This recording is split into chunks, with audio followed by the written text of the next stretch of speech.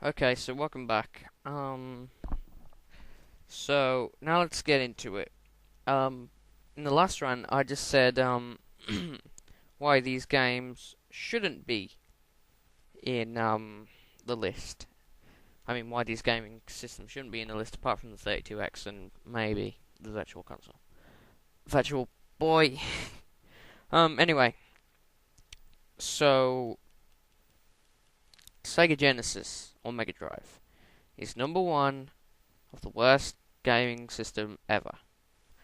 Let's read what Wisdom Tree have to say so we can get their opinion on it before I dismiss it as total bullshit. Okay, first paragraph. There are many reasons why the Sega Genesis is the worst video game system ever released. That's a bit harsh, don't you think? Oh, so many other gaming systems I can think of off the top of my head, like Atari 5200, the Intellivision, the ColecoVision, 3DO, Philips CDI, the list goes on and on. For one, it was because of the moderate success of the Genesis that the video gamer had to bear the terrible systems that came after it. I'm going to stop you right there, old wizard. Moderate success? Come on. Anyway, I'm not even commenting about the moderate success of the Genesis, but let's comment on what you just said. Had to bear the terrible systems that came after it, from the 32X to the Sega CD to the Dreamcast to the Sega Saturn. How does that make the Sega Genesis any worse of a console, even if those systems were bad? That's like saying, because of the PlayStation 3, which may not be the best console in the world, but because of the PlayStation 3, that makes the PlayStation 1 and PlayStation 2 a terrible game system. It doesn't, old wizard, okay? Think of the actual console. You just, instead of what's going after it, you're just making up excuses here, come on. Another reason was because of how poor the soundboard was. Soundboard was made to compete with the NES. The SNES soundboard was not created, or the technology wasn't ready to make that good of a soundboard. But when the 32X was released, that had a very excellent soundboard in it. It was even better than the SNES soundboard, but because gaming companies would rather use the shortcut route and use the Sega soundboard rather than the 32X soundboard, that's why it ended up like crap. But if you take into account the good games that did use the soundboard, like Knuckles Chaotix, that can rival, I know this is retarded, but it can rival Donkey Kong Country, even though Donkey Kong Country, amazing soundtracks ever. It may just be a little bit better than Knuckles Chaotix. No, it's not as good. Okay, it's not as good as Donkey Kong Country, but it's just about verging on Donkey Kong Country greatness, Knuckles Chaotix music. So moving on. Okay, let's go on to the second paragraph. Yeah, another reason why the Genesis is the worst video game system of all time was because of the excessive amount of bad games which was part of its catalogue. A gaming console cannot be called a gaming console without bad games, okay? That's the way it goes, okay?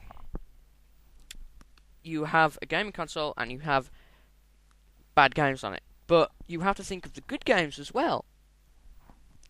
Like, the NES and the SNES. You can't tell me those consoles were totally free of bad games, because they weren't. They had bad games on them as well. But you have to think, you don't remember the bad games, you remember the good games. When I remember my Sega Mega Drive, I remember Sonic and Golden Axe, Alien Storm, Echo the Dolphin. I don't remember about Bubsy or James Pond. No. I remember the good games whenever I think of a console. Oh yeah, this is brilliant if you read this. Other than most Sega Genesis games were utterly forgettable. Altered Beast was a shameful excuse for a side-scrolling fighting game, especially with the poor idea of consistently moving screens taking up the bulk of the game. Altered Beast was a landmark title in the gaming industry. It proved how the Sega Genesis is way better than the NES. You can't say that it's a bad game at all. It's almost a perfect port from the arcade.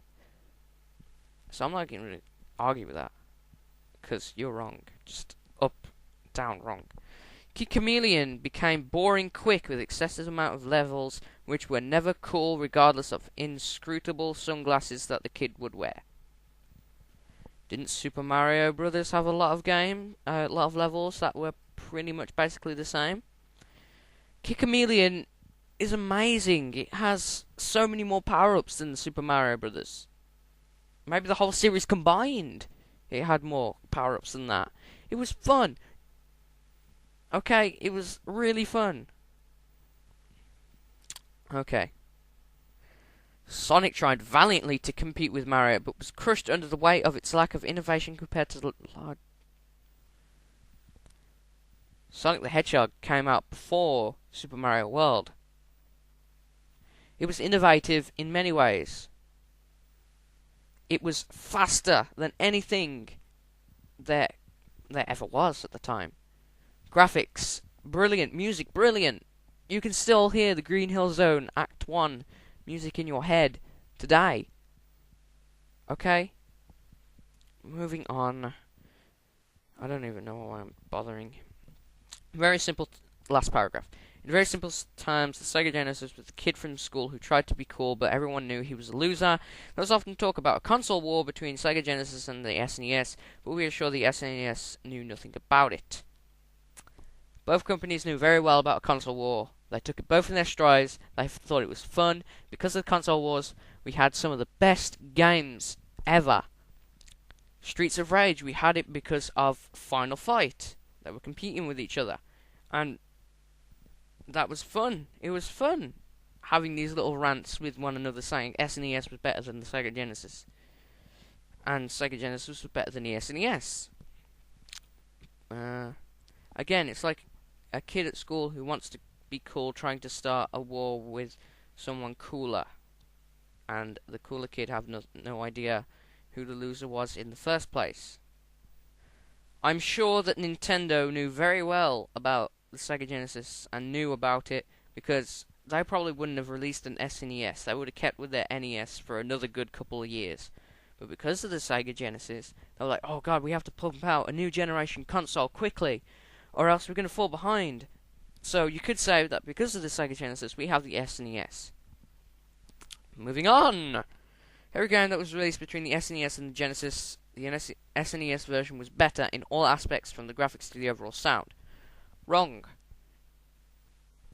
Dead wrong. I can think of quite a couple of games. For an example, Mortal Kombat 2. Now, it wasn't as good graphically, it wasn't as good sound, like you said. But I can tell you, everyone would have preferred the Sega Genesis version for one reason. Nintendo were pussies back then. I'm sorry to say that, but they were pussies. Big pussies. Because of the whole fact of video game violence. They removed the blood, they removed the gore. That's what made Mortal Kombat fun. The fatalities. They replaced Sub-Zero's fatality, which used to be him ripping off someone's head, which was still attached to their spinal column. That was amazing! Instead, that he just freezes them and crushes them. That's boring. That's why it was better. Okay. Every original game that the Sega Genesis released was forgettable and augmented by failed attempts at coolness. I'm not even going to say that for reasons that I already mentioned, and because you're retarded. That the Sega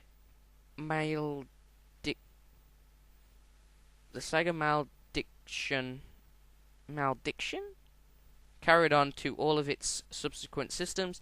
It's no surprise that the Genesis never winning any timeless success for itself. It's with the Sega Genesis that the definition of a bad game system first became.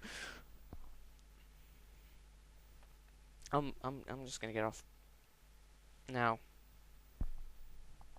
You retarded.